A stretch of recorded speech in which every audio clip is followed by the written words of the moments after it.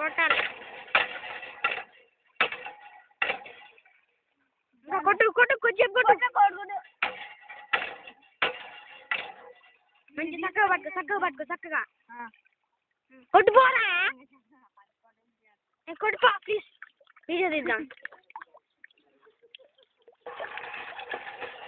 కొట్టు అంటే కొట్టు.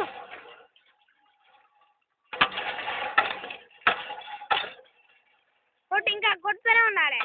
నువ్వు మంచిగా అయితే కొట్టాలి.